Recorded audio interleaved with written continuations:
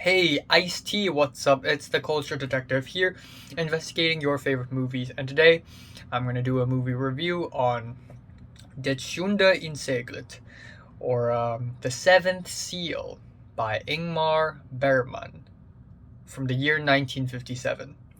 So, The Seventh Seal is one of the most famous art house films of all time. Is it even considered art house? Is it even considered art house? If you consider it art house or not, it doesn't matter. The Seventh Seal is one of the most well-known movies of all times. It is up there with Citizen Kane and Seven Samurai and Apocalypse Now. You go to IMDb and you see The Seventh Seal. You hear cinephiles talk about movies, chances are you're going to hear them talk about The Seventh Seal and Ingmar Bergman, one of the most important filmmakers of all times, alongside with Stanley Kubrick and Alfred Hitchcock and Orson Welles and etc. etc. And for a very long time, I was actually afraid to watch a film by Ingmar Bergman because I thought I wouldn't appreciate his films, because I expect his films to be really slow paced, very abstract, and very strange. But to my surprise, The Seventh Seal is actually really accessible. It's not fast paced, but I'd say it's mid paced. And if you consider The Seventh Seal art house, it would be entry, the most entryest of the entryest art house film you could ever find, because it's very accessible and a lot of the characters are likable. The plot is solid, it's consistent. The whole film is only 97 minutes long. Watch through it. It's fantastic. I think I forgot to mention that this film is a Swedish film.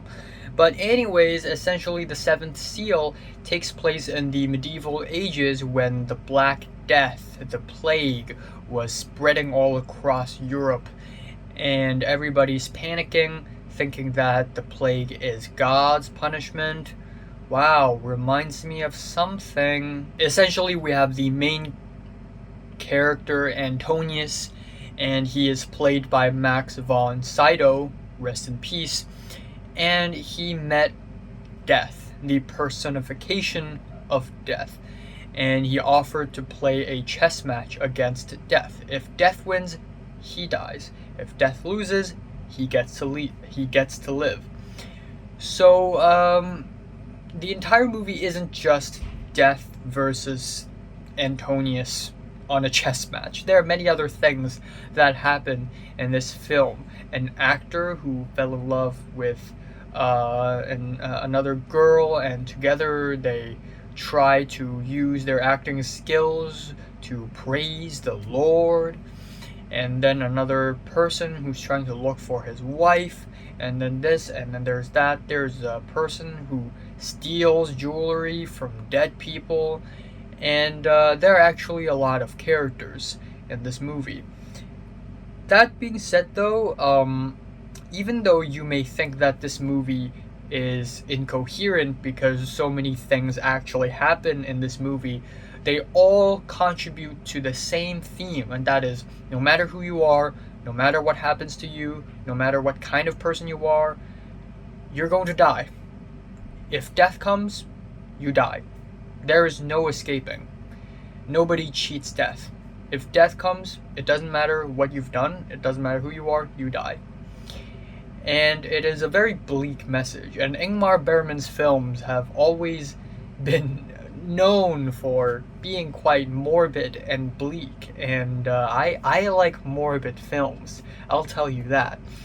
But that is not the only theme that this movie has, because aside from death being an inescapable force of nature, we also see people react to death. And given that this movie takes place in the medieval ages in Sweden, and back then, the entire Europe was very Christian. Of course, everybody thought the plague is God's punishment. And there's this one scene at the 39-minute mark where a group of people were just whipping their own backs and screaming, crying, wearing black cloaks, carrying crosses, and singing this song and invading this play. That scene was insane. It was immense. It was powerful. People, all the people in that area knelt and cried, and hoped for God's mercy. And yeah, I guess in a sense, this scene shows how beautiful and powerful faith is, but also shows how people succumb to faith this easily because they're uncertain of their own situations, and how this faith is actually really fragile and not based on any scientific fact whatsoever. And it's just such a powerful scene. It's so memorable, and it's easily my favorite scene in the entire movie.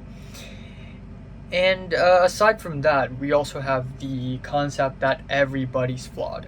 There are a lot of characters in this film, and a lot of them are really likable.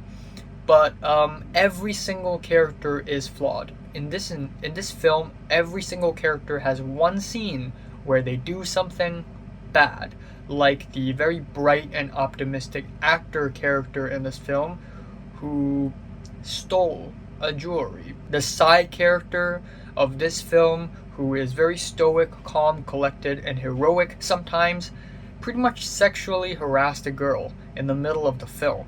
Everybody's done something bad. There is Lisa, who is a promiscuous liar, and her husband, who is murderous, crazy, and irresponsible and impulsive. Everybody's done something bad. And this goes to show humanity, really. And again, it all contributes to the theme that, yeah, these characters are likable, but they're also flawed. They have committed sins, and they all die anyways. So there's that.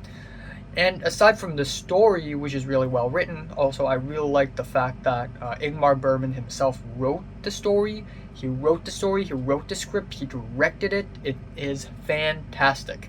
Also, the framing and the lighting is beautiful. It is amazing. The arrangement of faces, the blocking is ingenious, and the music is used sparingly, and when it is used, it conveys emotions. So, yeah, I like this film a lot. It is surprisingly good. It is surprisingly great. I guess the only thing that keeps it from getting a 10 from me is that it didn't blow my mind or anything, but still, I think it is nearly a 10. I just really enjoy this film.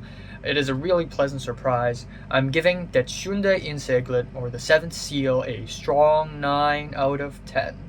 So, have you watched The Seventh Seal? From 1 to 10, how much did you rate it? Like it, and subscribe if you want more, and thanks for watching. Maybe after the Kurosawa series, I'm going to do a Berman series. Maybe. Just maybe.